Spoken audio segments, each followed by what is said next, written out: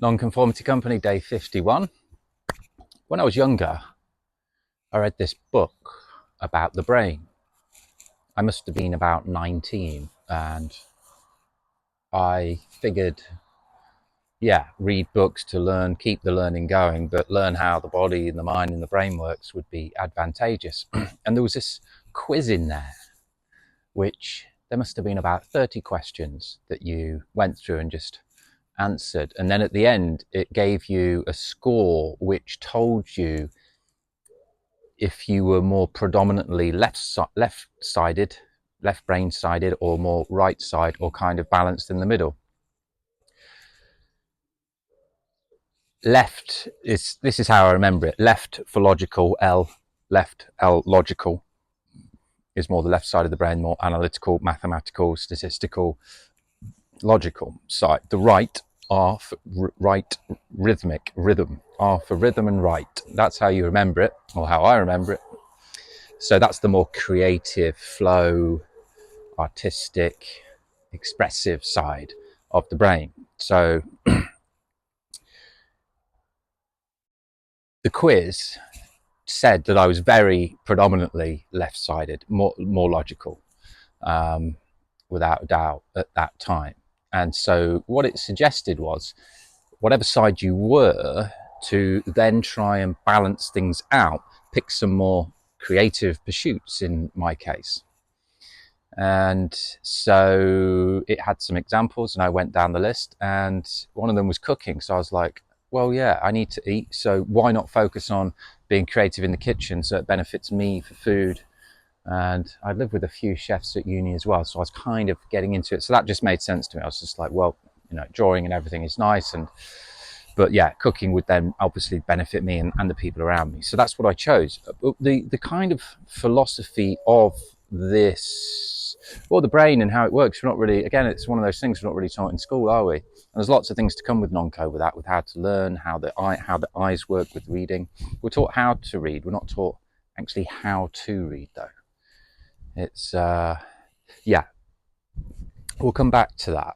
But the philosophy is that you're better off with both sides activated in balance, and then they both work in harmony together.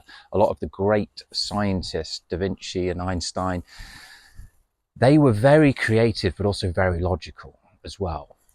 They had the both sides balanced. So the idea is, it's if one was more predominant than the other, increase the other side, but that in turn helps the other side, and both can work more together in tandem.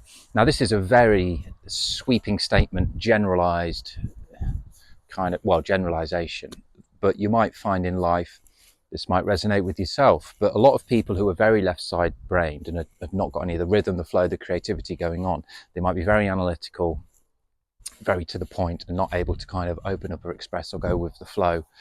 And yeah, on the other side, you might meet very, very, say, artistic people who are a bit away with the fairies, a bit, you know, can't start, they're starting things, don't finish things off, and are a bit up in the clouds, not very kind of logical, I guess, and balanced. So that's kind of it's a generalization, but it's that's what can happen. There's the sliding scales. There's a really sliding scales of these things, and the idea is to have both of them, energy put into them, like the Life Master system, balancing out those 5 areas. Because a lot of the times it might be just, let's say, the work or the finances that we go for, or we might just do our family, and then at the detriment to our work and our health. The idea is equal energy towards all of those parts, and that's the same with the brain. So. And I think we're living in a world which is a bit more logical, especially with the schooling system. It is a bit more remembering facts and down more of the factual, scientific, mathematical, remembering facts. So I think we're living in a world where we should be doing more creative things. And the reason I'm telling you about this, well, it's a few reasons, really. I think if you're watching these videos and wondering how you can start living a life of freedom, the best way to do that is to have multiple online businesses, so you can bring money in and have them automated, semi-automated and outsourced. And creating digital assets that you can sell. So that's the easiest way you're going to be able to then have enough time to balance out the areas of life. But if you're struggling for ideas, what you need to do is look at yourself and think, am I more left side or right side? If you're more right-sided with the rhythm, then you should have no problem with all of the ideas, but it might be that you need some of the logical side to make things happen, which our business blueprints will help with, which our education will help with, which just copying us will help you with that, because that's what we're trying to lay out, the logical steps to do a lot of these things.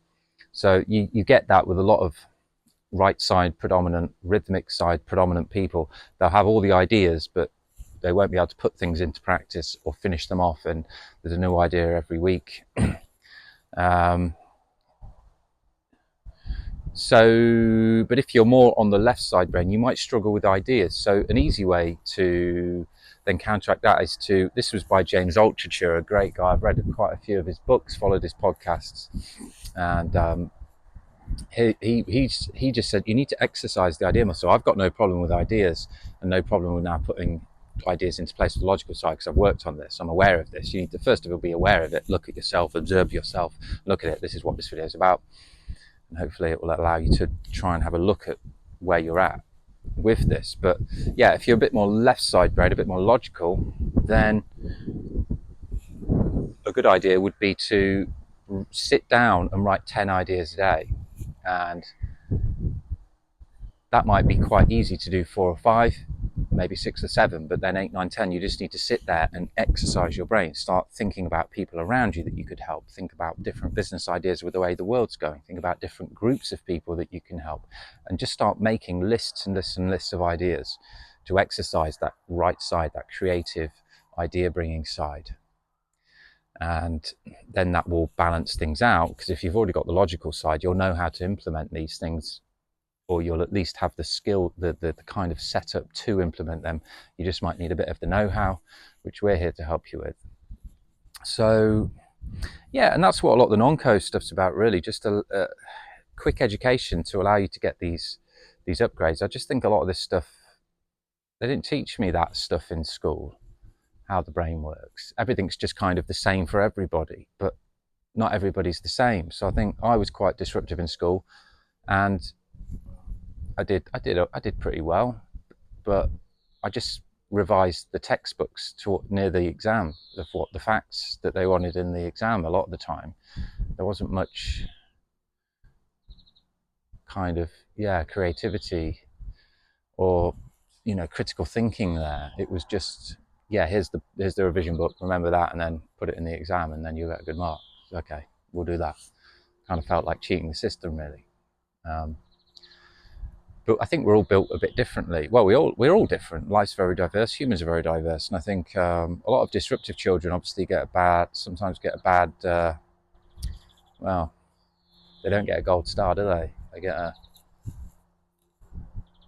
bad mark by their name, but they're just probably not being fulfilled and satisfied in the way that they want to learn. Talked about this outdoor learning, creative learning, group learning. They're all different ways of learning, so not one size fits all, as they say.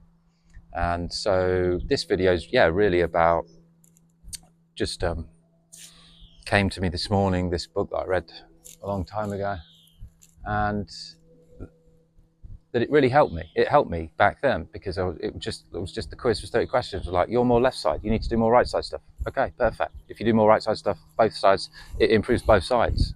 Everything then works together more in harmoniously. The left and the right side of the brains, it's not just as clear cut as that. There's a lot more going on, which we will get into, and probably launch a few more nonco brands and businesses and educational journeys for y'all. But it's about harmony and balance, just like the Life Master System. Just trying to, and you need to, it does take a bit of guts, balls, determination, wit to get out of your own, to get out of yourself, to get out of your life, to try and rise up and have a look down and really critically analyze yourself, your life, and where you're at. And sometimes that can be scary, and it really should be. It should be at least a bit scary, shouldn't it? That book, that quote, Riding the Wave of Uncertainty, That's what I'm doing. I'm trying to do. So yeah, I could keep talking for another 20 minutes and longer on this. Oh, there was one more story to do with language as well in the brain and how we work. When I was in Bali, we were like, yeah, when we were going to do business there, I bought some land to build a dive resort. That didn't happen because of various global events.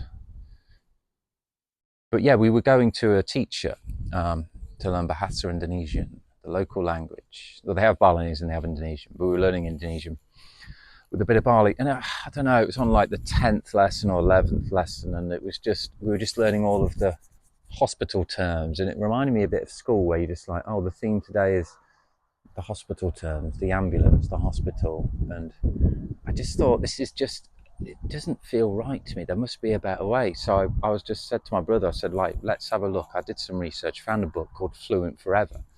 And this was by an opera singer who had, through singing, learned 5 or 6 different languages. And he had a 3-part system for learning the language, learning language really quickly. So we kind of scrapped the traditional lessons and went down this route, and things took off. Things accelerated. It was really good. One of the 3-part, we'll go more into this, but there's like 600 or so words that are common in every language. So the first part is cold hard vocabulary learning, which you use cue cards with visual, your own pictures on one side, the word on the other, to get that vocabulary in. The second part is the pronunciation, making sure that you get the foundational pronunciation correct from the off. And so you can read the words and pronounce the sounds. You know, when you hear somebody who's like, I mean, English is everywhere. Yeah, that's why we're so bad at languages. But when you hear somebody who's French and they're like, hospital, or they might say things correctly, but just a bit pronounced a little bit. That's not a good example, but hospital. Anyway, they've got the words, but they've not pronounced it right. So it's about getting that right. You know, somebody with those foundations, then once you've got those foundations, you're going to say everything else correctly. And then the third part was like putting it, I can't really remember the third part. It was just like getting out there and doing it. Luckily, Indonesians were very kind with us with learning. So anyway, yeah, a bit of a video about the brain, how it works, and my background, and just always been quite fascinated about this, and just quite a few books by Tony Bazan. He's very good on the brain stuff. Yeah, we're not using very much of our brains and our minds. So they need to be stretched, they need to be exercised. And I think that takes things like this, hopefully, to like allow, to just give people permission to have a little look at themselves. You're just doing the same things every day. The brain just goes into autopilot, and the same day, and it's the same, then the same, and the same, and the same. Shake it up. Shake it up.